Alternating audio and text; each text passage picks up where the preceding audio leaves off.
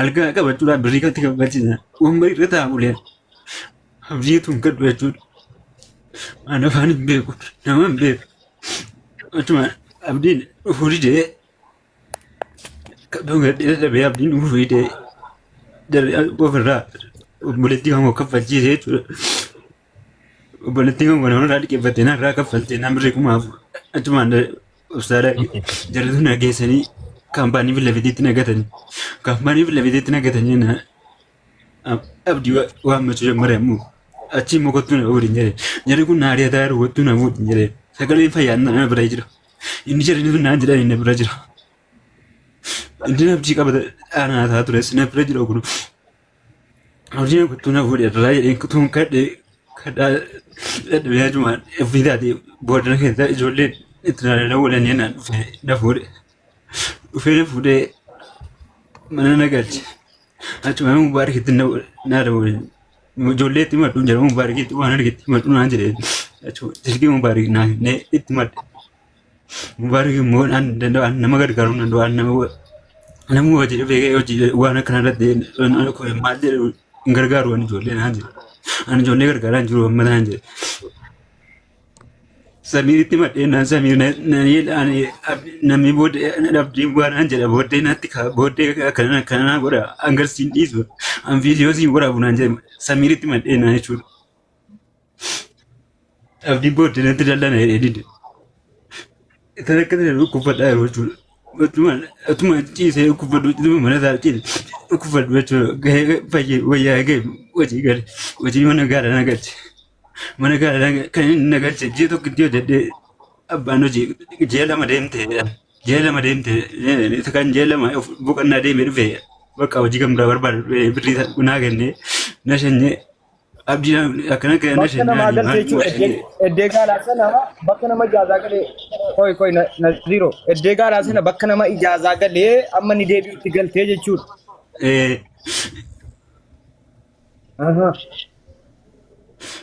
Galee kaandileeshinii naa kenniin jedhe kaandileeshinii irraa naa ergide namoota irraa hojjete hin ta'u argadhe kaandileeshinii naa ergin jedhe naan ergu isa kan duraan kan ittiin nageessan natti achi as natti erga nama irraa hojjetu argadheera naa ergi kaandileeshinii isiin hankadha isa hankadha waa tokko na didade achumaan koo danyaansaa kan inni wajjin mana keessa jira wajjin jiraatu tokko jira isa rakaan eenga daree kadhadhee fudhadhe maqaa tamaan isa achi isan ba'ee dhufe abdi kottu balbala kee jira irraan jedhe mana taatul galuu yelleetanii waan bakka oolma gadi naan jedhuun irraa balbala kee jira wattu na fuudhiin jedhanii lookeeshinii kan namarraa hidhadhee dhufe jechuudha.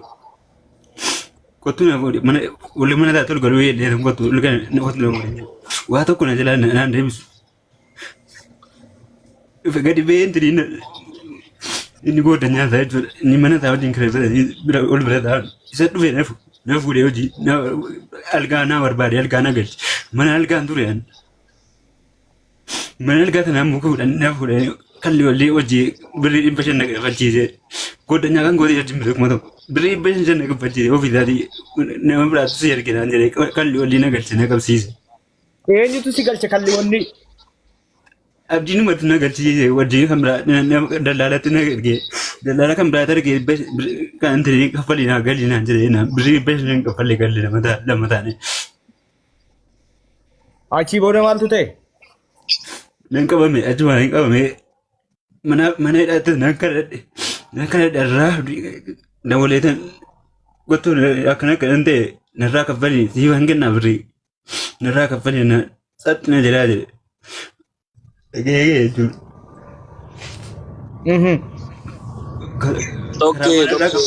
Karaa mana irraa kaffalii nan baay'inaan xaxxi na jalaa jedhe. Waan qulqulleessu.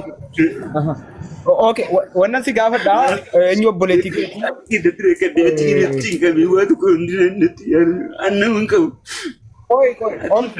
Obsi mbooniiti. Obsi. Wallahi Tamiriin gaafachuu dandeessu. Samiriin biratti ani abbaan kan goonu kuffataan jedheen. Samii goonu ol goonuu dandeessu. Samiriin biratti abbaa kan goonu kuffataa. Akkana obboleessi kan goonu kuufata ana kana maa kuufaa hin baane jira akka majjuu mana bee ati kan koo rakkatee nu guddiban rakkatee ni jiraati ba ijoollee kan lama an jira rakkina hira majjuu mana bee hin jireen abdii irraa hin jireen kadde irraa namni ko hedduma kan nama hojii narraa hojjetu bakka gaarii irraa nagal ana kana maa kuufaa hin baane ana kana maa wayin TikTokii hojjechuudhaaf wayin mukuuf bakka barbaade dhaabachuudhaaf hin galin baane hin jireen irraa abdii gaarii nagal jireen kadde makiinaa gate akka wallahi Hayya waan si gaafa waan si gaafu kana boocha dhiisin adeemsa abdiifis bilbileen ture waan ta'e waan inni naan jedhe qulqulleeffataan deemaafanii abdiin yeroo itti dhukkubfattu hospitaala haakima si geesse moo sin geessine? Geessine. Wallahi geessine. Geessine achi yuugattu na fuudhee naannoo didee na geesse moo. Isa mina keetiin achi. Okay. Dalagaa lama sadii si galchee naan diddee baateetta? Lakkii. Wallahi kan kaampaanii tokko ittiin nagalcheera. Isa kan birrii goote hin gale. Kan birrii kaampaaniidhaaf fuudhee ga'e paaspoortii bichina fide ittiin nagalchisa iyyuu. Wallahi birrii kaampaanii sana hojjedhe. Birrii tokko hin fudhanne. Birrii meeqa kaffalteera? 320 fide nagaya. 320 jechuudha. Amma biyya jirtaa jechuudha qabamtee galtee kanaan biyya jirta Finfinnee jirta miti. Kalmi mana daati kadde beetana kadde galfame. Eeshi wanta tafeera jettu waan himattu yoo qabaatte itti fufii abdiittan darba. Tokkummaan jegal jiran. Okay, obboleettiin kee hojjala jiraatte maqaa tiiktookii keetii nan dagadhe waan ta'e waa istaappiidhaan laayikii naa godhi borri kottuun jedheeni ture. Waa istaappiin sagalee naa tuqi naa qabi obboleettii yoo hojjala jiraatte abdiittan darbaa obboleettiinis siyaasofsiisiira. Tiiktookii ati natti himte na jalaa bade maqaan keeti. Yoo hojjala jiraatte eenyu tuqi. Abdii gaa kun akkasitti si himataa ati si gaafadheen ture akka hospitaala geessite illee naa kaaftee turte. Akkamsiifte jechuu barbaadeeti dalagaa lama sadii illee akka fedhee bahe dalagaa gaalaa illee akka geessite dalagaa gaalaa bakka nama galee raqee akka natti himetti jechuudha inni simataa jira bakka nama ijaasaa galee deebiin tokko eegoo. Yaa amma dubbadhu amma miutii godhadhu taa'eeti Naziiroo koo adubbatu abdiin maaliif kana godhe abdi maaliifi mucaa biyyarraa fiddee haala kanaan ilaaltee bakkeetti illee kun nagatee jedhaa jira akka biyya galuuf illee sababa taate. Miutii qabaddadeen ani yoo rakkoon qabuutis kan deebisaa murtee hawaasaa jalaa sin bahu miutii qabadhuutii na dhaggeeffadhu suutumaan akka dhaggeeffadhetti. Tokkoffaa maal jedha beektaa hojii takka ittiin nagalchee mana yaalaatti dhufee nan fuunee mana yaalaatti nagatee kan inni dhuguni maqa balleessiidhaaf gorfamanii dhufanii haasa'uuni imimmaan sobaa bu'uuni gaarii miti. Ana akka obboleessa kootiitti nan qarqaa nan ilaalaa mucaa kana nan ilaala inni nuun beeka. Ana malees ragaa baay'eetu jira. Tokkoffaa man hojii dhufi mucaa'uun biyyarraa dhufe hojii gale. 250 malee 320 manatti hin kennine 250 irraa fuudhee viizaa baasee tikkeetti muree koomishinii irraa kaffalee geesse kaampaanii galche. Kaampaanii galee kaampaaniitti dhukkubsatee waraqata isaasii ergeera already akka waraqaan irraa dalagamaa kaansel godhame tokke. Sobuun hin barbaachisu waan ragaadhaa hojii hinaasaa yoo barbaachisaa ta'e tiktookii biraatiin tiktookiin nama adabaa baan nama godha waan ta'eef tiktookii biraatiin fidee agarsiisee akka inni gubatu nu godhe tiktookii san. Waraqa dhaqiitii immoo yoo nan amanne achirraa ispoonsar nambariin jiraatti dawwalii gaafadhu. Nama kanaa kan dura ispoonsara taatee turte wantu reediti.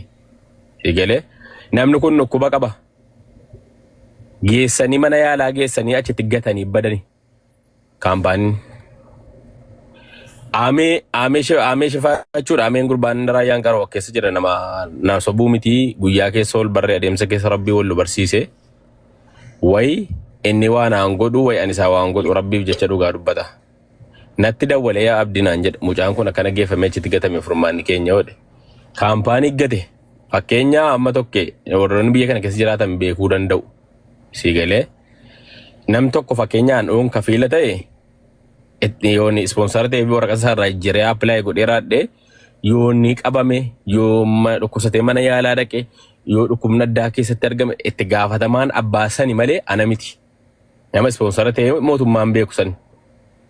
Osoon ka'ee lafa mucaa namni dhukkubsatee waraqata irratti rakkoo qabaatee dhaqee achi keessa gali dhaqee anatu bakka san bu'ee rakkoo biraa fudhachuu danda'a. Dhugaa dubbachuun gaariidha. qarqaarii kana godhii fi naan jettan mataa irratti fudhachuu hin danda'a. Garuu sobuun hin barbaachisu immaan sobaan dhagawan. Ani rabbitti waa takka hojii qulqullummaa hojjennaan nama dhaga'u. Maaliif beektaa? Achi keessatti gatamee Aameenatti dawwalee abdii nama kana akkam goonaa jedhe. Natti innaan lakkoofsa na argee nan qaba jedhee naqee Eemoon bilbileefi. Eemoon bilbileefi ennaan kunoo sagaleen isaa illee jira. Sagalee isaa dirasii muluun si ergaa tokkuma gaafa dhasii bee waasappiidhaan. Inni sagalee keessan baay'ee natti ergaa ture. Haadha manaa keefaa hedduu natti ergaa ture dubbadhu. Natti dubbatee ennaan dhaqee mana haakimii sana akkan itti fuudhu dhabee mana haakimiitii baheera. Jarattiini kunoo mana achitti deebi'eera. Na rukutuudhaan natti ka'aattii jedhe si rukutuu sitti kaatiin jedheen kaampaanii seenuu hin danda'u kaambii isaatii kana. Kaambiidha kan jarri jiraatan hojii bakka hojiiti waan ta'eef. Sagalee jarri waa siin jettu sagalee jarri sitti kaatullee waraabbadhu ennaan sagalee jaraallee kan inni waraabee natti ergatee na biraa qabu jira. Galgala dhaqee ijoolleen achi keessa turan baay'een natti sabasabamanii turanii balaa kaasee loliisa kaasee miknaatu namni kun dhukkuba qabaa beeki. Yoon dalgisee jedhee rakkoo biraa kaasti. Warra geessanii mana intiniitti gatuun keessan sirrii miti warra hospitaalaan isinitti waamaa jedhee lakkoofsa habashaa gurbaachi keessa hojjetu naa kennaa ture namni mataansaa sobaa jedhu jechuudha. Mana haakimii sana keessa kuritii nama hojjetu habashaa dhedhee isatti waamna hojjaa ittiin kun deddeeyaa isaa biraa fattarte inni. Lakkoofsa gurbaa sanaa irratti bilbilaa turree dhiiftee jirattiin lookeeshinii oofisii naa kennitee borganama kottuuti dhaqi lookeeshinii oofisiidhaa kaansileeshinii isaa sii kennaa paaspoortii sii kennaa rakkoon qabattee natti gadhiiste. Yoon asii si fuudhee ba'e bor paaspoortii keessin kennitu jedhu kun biyya si galchiti sirrii miti shaantaa kee makiinaa kootti fe'een shaantaa isaa makiinaa kootti fe'ee isa achitti dhiisee gale abbuulee halkan rafuun dhawwaatti dheetti bilbilaa ture hattachuudha jedhumti kaampaanii. Makiinaatu jira amma suulatti ta'ee jira waan ta'eef waan itti gaafatamummaan qabu. Borumtummaa deebi'ee dhaqee loliisa kaasnaan isa bichaanatti kennitee waa daanaa seentee na gadhiifte akka damoosa isaatii fi paaspoortii isaanatti laattu. Hayyee jedhee fuudhee isa manatti hin galee guyyaa 3-4 booddee Aameen hojii argee akka itti paaspoortii fuudhu dhabnee tuura akka nu Aameen bor dhufee dubbachuu danda'a. Dhaqee Aamee gaafa dudubba koo lakkoofsa isheen erga tokkummaa. Hojii argee utuu barbaadu paaspoortii gaafannu falamee qaanannee paaspoortii fuunee birrii 210 wayi. Riisitii sitti ergeera guyyaa inni hojjeteef waan jarri chaappaa jiraatiin irratti rukuttee natti kaffalte tokko si ergeera dhaqi ilaali. Waraqaa lammataa. Sobee irratti hin barreessu. Kompiitaraan barraa'ee chaappaa jaraa qabaa. Loogoo jaraa qaba. Maqaa namaa balleessuunii fi dhugaa dubbachuun gargar waan ta'eef. Guyyaa inni hojjete achitti illee hojii diree jara rakkisaa ture waan ta'eef. Achii fuudhee obboleessa koo Nazaar dhukkubsatteetta maatii kanaa keessaa dhufe akkuma kana bo'o lafarratti illee. Lafarratti gaafa nattaasaa akkuma kana bo'onni. Hin bo'onni obboleessa koo ani si bira hin jiraa. Dhiisi jedheen hojii gaalaan dandeessaan jedheen eeyyee jedhe. Hojii gaalaa geessee nyaata dura buusuu bicha yaabbachuu hin qabu. Dhukkubsataadha waan ta'eef mucaa hunda dadhabeera. Dhukkubee jira. Geessee hin galche. Koomishinii irraa kaffalee geessee galche. Achi koomishinii natu kaffale ta'edha soba. Siigalee. Koomishinii irraa kaffalee geessee kunoo maammeen jira waan ta'eef namni ragaa jira. Geessinee galchine achi hin bahe guyyaa 10 hojjetee saba akka namaa na galchite oduu sobee. Gurbaan achi hojii galche jira. Achi fuudhamee mana maksala galfame. Maksalaa bahee mana mukaa gale. Mana mukaatii bahee osoo natti himin osoo kana sana naan jedhin jumaa salaati gabbaan argeen afaan barri masgidaatti eessa jirta namana kaampaanii dhaabeen na baasteen hojichi nuti jabaan naan baanee as qabannee taarraamna dheengadda sii dawaleen naan bilbilaan irraa kaasuu diddee naan jedhe maa baatee dhuftaatoo maatii rakkataa keessa dhufeetta dadhabbina qabda dhuguma maatii rakkataa keessaa ega dhufteetti nyaata gaala dura buusuun maaltu si rakkisnaan baata. Abdii. Meeyotii qabadhu. Eenyu maqaa obboleettii keetii natti ati gidduudhaan tiiktookii ishee maal jedha obboleettiin kee?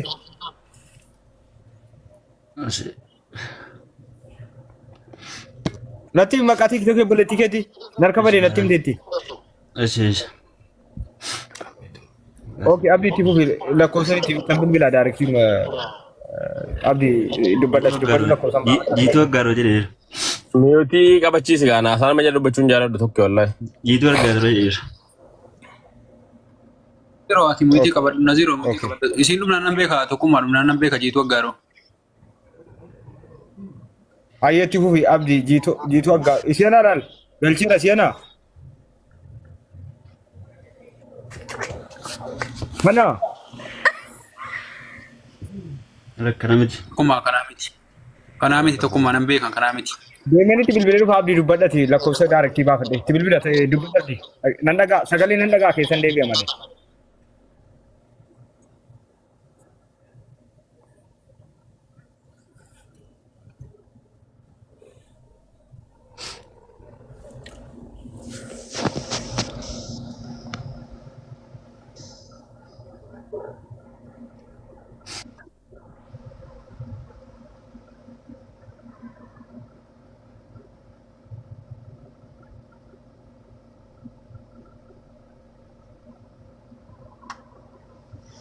Abdi maafin dubbadhu sin jedhe.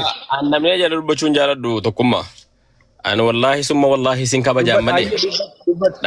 Na dhaggeeffadhu yeroo tokko sin kabaja. Hedduun si kabaja. Dura wallolisa qabna namni walloluu walitti bu'aanuma jiru ergammoo nagaa ta'etti ilmi namaa wal kabaja. Kabajuma keetii fannu feegesisee ne deebii kenna malee uummata kanaan deebiin kennu. Maaliif beektaa? Yoon itti balleesse Rabbiin haa balleessu akiraa duniyaa. Heenoo. Aan wanti jiru kan yoon egan ittiin balleessinitti immoo watakka waan ittiin balleessin namni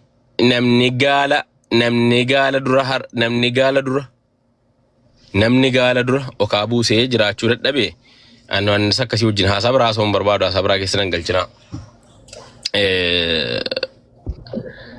Kanaafuu wanni isin jechuu barbaade hojii gaalaatii bahee mana mukaa. Wanta si gaafadhu kanarratti maaliin mucaa kana itti rakkattuus fakkeenyaaf mucaa maal aggaaroo jedhuuf waamu oolaa soddoman qaba eegaa ududee 60 eegaa jedhe sun akkana olii garraafamaa ture.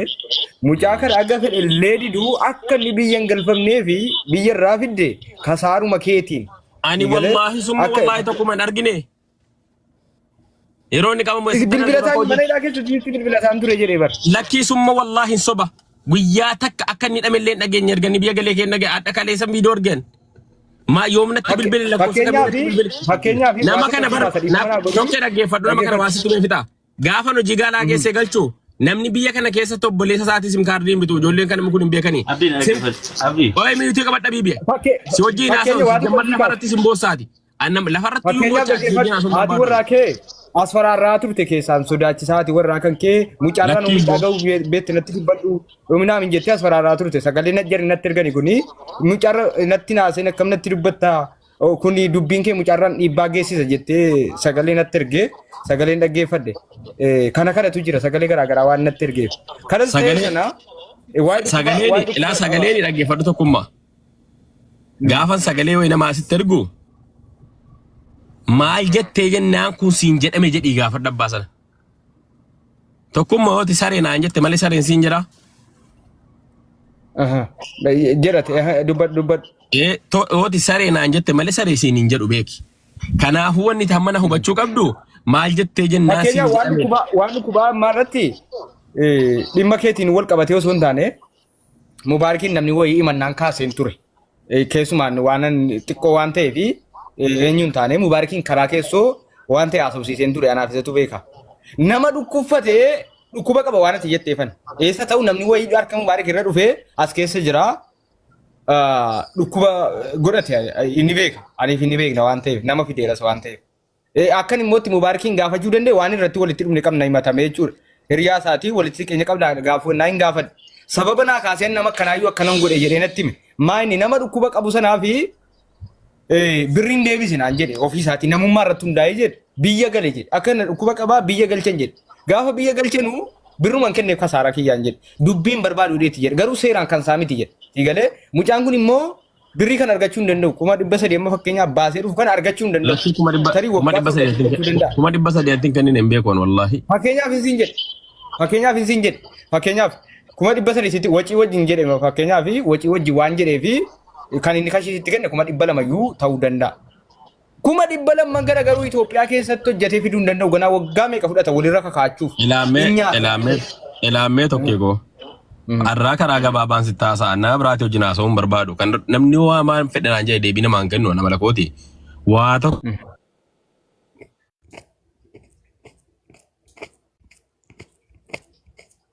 Ijoollee kooti? Niitorkiin kooti moo kan abdii? Abboo rabbiin. Kooti rabbii saraadhaa waddaa argitee natti bilbilaa kan argatan bilbilaa. Narratin bilbila warra reetiratu bilbilatan ofirraa deebisuun danda'a abbaan barbaade dubbachuu danda'a dhiisa waa kanarratti narratin bilbilaati warra isin ilaaltanii isin bilbilatan. Ilaa tokko fuudhaa dhaggeeffadhu namni beeku hin beekaa.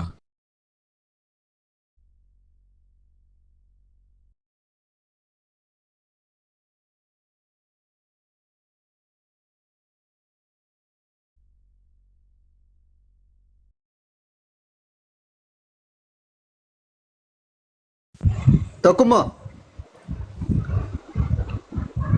achii walii dawwaltanii asirra nu keessanii.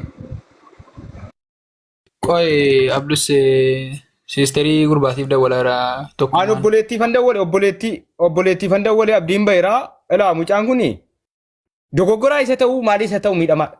Maraataa ta'uu fedhe miidhamaadha. Maaliin miidhamaadha jettanii abdiin nyaata jedhaan jiru gaafa miidhamaadha jedhu. Miidhamaadha.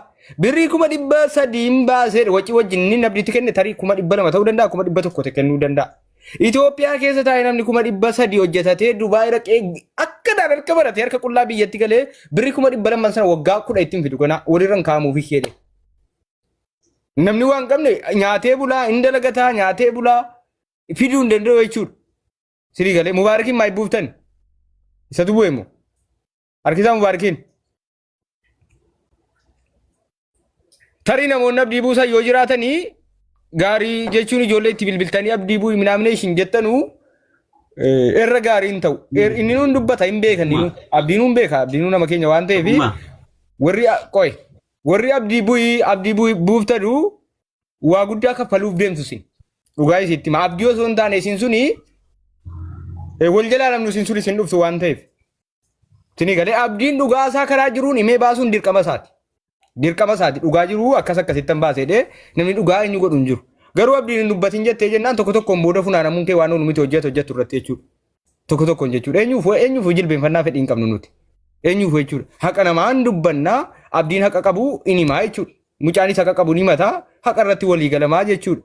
Abdii asiin bu'i achi gori as gori jettee walii garraafta taanaani wal jalaa hafuun hin jiru ta'a jechuudha. Abdii wanta tokkantu hin jiru. Abdiin nama hoogganuu ofii sammuu gaarii qabu. Nama ofiifuu amma bultii ijaarrateera sammuu nama guddummaa qabu. Wanta abbaa fedhe immoo miidhamaa waliin wajjin dhaabbadha nutu maree kaan samaa gadi bu'e. Mubaarik kun himatamee jennaan kokkee wal qabnee amma dhumaatti waliin deemu. Mubaarik himatamee jennaan. Useen Taajoo kana galchime tokkummaa Useen Taajoo ka jedhu galchi lakkoofsa. Abaaramtuun callisii ishiin galchaa. Eessi goota amma miidiyaa kana harka kee jira bar dhugaan siin jedhaan tokkummaa kana miidiyaan harka kee jira. Hatto amma gaaro kan jittu kana ari gaafadhu me iftu gaaro dhufte lafa kun barreeffata. Obboleettii godhate lakkoofsan siin jedhe irra deddeebii barreessu obboleettii kiyya. Nan beeka tokko mucattiin dhufteerti bar nan beeka iftu gaaro kan jittu kana warkiisi. Iftuu moo iftuudha? Kun lakkoofsa kudhan. Lakkoofsa kudhan barreeffataa jirti nan beeka bar. Eeyyuu yes kudhan barreeffadhuun jedheetti bilbilee yaa. Kudhan barreeffadhu jedheetti barreesse. Ilaa obboloota keenya kabajamoo nama 1,800 jira. Mucaan kun abdiin birrii nyaachuu dhiisuu hin murteessu. Abdiin balleesseeraaf hin balleessine hin murteessu. Garuu mucaan miidhamaadha. Maraataa ta'uu danda'a, fayyaa ta'uu danda'a, waan fedhe maqaatti moggaasuu dandeenya. Miidhamaadha. Akkamitti miidhamee naan jechuu dandeessu. Mucichi reetti 30 eegaa jira, oolaa 30 eegaa jira jedhu kaansileeshinii waa hundatti kennanii gallakkisan. Galuu hin dandeenye hin qabamee hin hidhamne jechuudha mucaan sun. Inni reetti 30 eegaa jira abbaan fide hin beekamu Mubaarik waan sana naaf asirreessu waa hundatti kennanii galuma lakkisan. Hin qabamne namni qabee galcha hin jiru. Isa kana ashokkaan xalaf godhamee 200 meeqa 300 waggaa 10 dalageen fidu ganaa fide Dubaay raqe waan ta'eef adeemsi kuni abdiin illee gaarii abdiin utuma nyaanne maallaqa mucaa kanaa akka yaada kootiitti akka tokkummaatti. Abdiin nyaate osoo hin taane maallaqa mucaa kanaa utuma hunda dadhabee agatee mucaa kana akka inni deebisu fedhii qaban. Utumanni al tokko obsaan dhaggeeffadhu waan biyya kana keessaan sitti maan dhaggeeffadhu an biyya kana keessan jira miti yaalloo chigir izii sitti maan dhaggeeffadhu biyya kana keessatti ela salaamu alaikum jara keenya hundi keessan iyyuu dhiifama wajjin biyya kana keessatti ela biyya kana keessatti tokko dallaalli namni nama filu namni tokko namni haqaan hojjetu hin jiru tokko dhaggeeffadhu an keessa jira la ishii nama hunda fiddee asirratti saaxilaa ooltamu moo hojii kana dhaabsiftamu watti na dhaggeeffadhuuti. Seera kamtu nama tokko birrii 250 300 fidi jedha dhaggeeffadhuuti. Tokko namichi birrii kana baasee dhufu kun ila ergaan koo kudheenyu feeta dallaalaa futuun taane nama dhufuuf ila tokko dhaggeeffadhuuti namni Itoophiyaa irraa birrii kee 300 baaftee dhangalaaftee dhuftu gaafa dhuftee biyya kana geessu nama dhukkuba qabu taanaan Itoophiyaadhaan kayin nama obsan qabne taanaan Itoophiyaadhaan kayin wara balkaaba tokkee waggaa lama fayyaa hanga halkan sa'aatii 3 tokkee dhaggeeffadhu hanga halkan sa'a 3 jechuudha hunnoon hudduu keetaan isa dhangala'u kaleen dhukkubni kaleenatti kee waggaa lama hojjete dallaalachitti nagate jechuudha gwaaddinyaan koo kaleen dhukkubni itti kee hojjechuu dadhabee qabamee dhiisee Itoophiyaa gala jechuudha tokko tirfaanjetiin jechuudha garaa keessatti foon irratti ba'e jechuudha na biratti qalamee biyya kana iqaama hojjetechuu dadhabee dhiisee deebi'ee gala jechuudha sitti nima dhaggeeffadhu dallaala biyya kana durumaa kaasee jira kun haaraa miti ati namni biyya kana dhuftu obsa hin qabdu taanaan garaa kee hidhattee hojii jirtu sanarratti qaamaan kee akkasii jijjiiramu hin hojjettu taanaan tokke dallaala dhufu never ever hin gobatin dallaalli hundiyyuu kanuma godhe tokke hundi isaayyuu al tokko si galchee jennaan al tokko hojii weeris kaa'ee jennaan lammaffaa garagalee sin daa'u ishii nama hunda saaxilaa ooltaa hundi dallaalli. Gaaffii gaarii na gaafatti nama hunda saaxilaa ooltee okay amma kanan saaxilaa jiru mucaanatti fi lafiitii keenyatti ilaaltu kunni birrii 300 ol wajjin baasee amma Itoophiyaatti utuu birrii tokko nyaatiin hin dhugin fedhu maraataa ta'u Itoophiyaatti obbaree harka maratee sammuu isaatiin nuusa jirtus dhabee amma finfinnee jira jechuudha amma isa kana warra hunda sana dantaa irraa hin qabnu nuti warra andaan tokke ani Useen kiyya dhaggeeffatu Useen tokke ani la lakkoofsa abdii sin qabu lakkoofsa riskii sin beeku jara sin beeku an mee anamma addunyaa teedhaan jiru waan si ajaa'ibu addunyaa teedha yoo ammallee jedhaan jiru addunyaa teedhaan jiru la ana addunyaa teedhaan jiru tokke na dhaggeeffadhu mumkin mucaa kana tan dhiyaadha ta'an maybe abdiin irraa fagoo ta'an dhaggeeffadhuuti abdiin irraa fagoo ta'a maybe mucaan kun aggaaroo ta'uu mala an aggaaroodha dallaalli biyya kana keessa jiru hundi isaayyuu dallaala wanti jedhame haqaa wanti hojjetamaa jiru dhiirri biyyaa dhuftu garaa kee hidhattee dandeessee hin hojjettu taanaan tokke nama hin komatin birrii kee baaftee hin dhufin achitti lawwaxamuudhaaf hojjechuudhaaf jijjiiramuudhaaf hojjedhu dhugaa jiru sitti maan dhaggeeffadhuuti namni haqaan hojjetaa jiru haqni hin jiru biyya kana keessatti namni asatti hin deebina Afrikaa ayyee dhaggeeffadhu isatti hin deebina ati yaaduma sirrii yaadde Useen kiyya dhaggeeffadhu obsat amma yaadni kee sirriidha ennaa kanatti furmaata keenya kaane dhaamsa sana dhaamsichi dhaamsa baay'ee gaariidha baay'ee bareedaadha sii galee dhaamsa filatamaadhas maanti yeroo tokko naa bu'ii nama wayin galchaa Dabu ini bagian ini. Simbo garuu na deebisi booddee waan inni mun qabu waan ta'e booddee na deebisi. Okay. Abdii fi ammallee waamicha ni taasifnaa ganni tokko galchaa jira jirti quba qabdii fakkaata waa'ee karaatiiti abdii fi waamicha ni taasifnaa hojiin nuti hojjennu namoota Dubaay keessaa qulqullummaa isaanii hin qabnee fi qulqulluu miti jennee uummatatti ibsaa deemnaa uummanni karaa qulqulluun akka inni fuulduratti hin nyaatamnee fi fagoo deemnaa jechuudha.